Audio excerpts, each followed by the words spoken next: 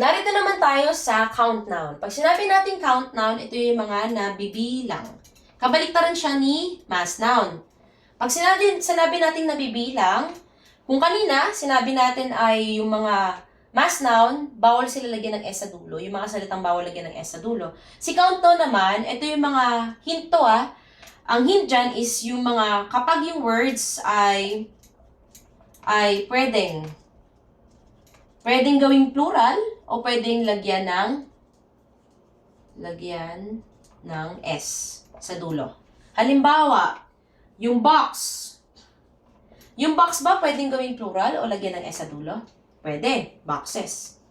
Kaya yan ay count noun. Halimbawa, nakakita kayo sa exam nyo, find out if this is mass noun or count noun. Eh nakita mo dyan, chair. Mass noun kaya to or count noun? Count noun to kasi pwede namang sabihin chairs. Book. Yung book, pwede ba lagyan ng S sa dulo?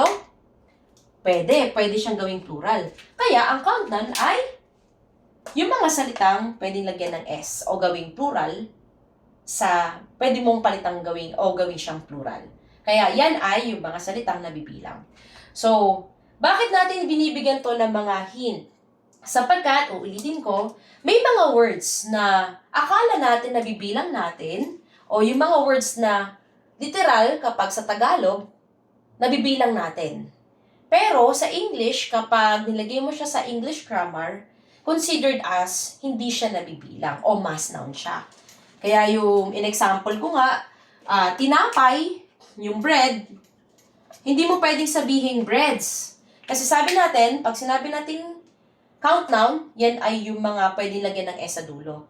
In English, bawal siyang lagyan ng S sa dulo. Hindi siya pwedeng lagyan ng bread, ng S sa dulo yung bread.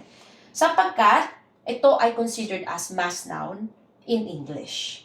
Kahit nasabihin mo pa, nakikita ko naman yung bread eh. 3 sila. 3 breads. Sabihin natin 3 breads. 3 tinapay. O tinranslate ko lang naman mula sa Filipino, in Tagalog, tinranslate ko naman sa English na 3 breads, 3 tinapay.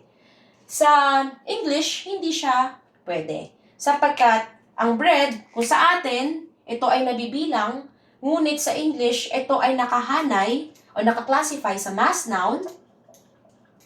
Kaya, sabi natin, ang pinaka-hint, ang mass noun ay bawal lagyan ng S sa dulo. Kaya ito ay magiging mali. Okay?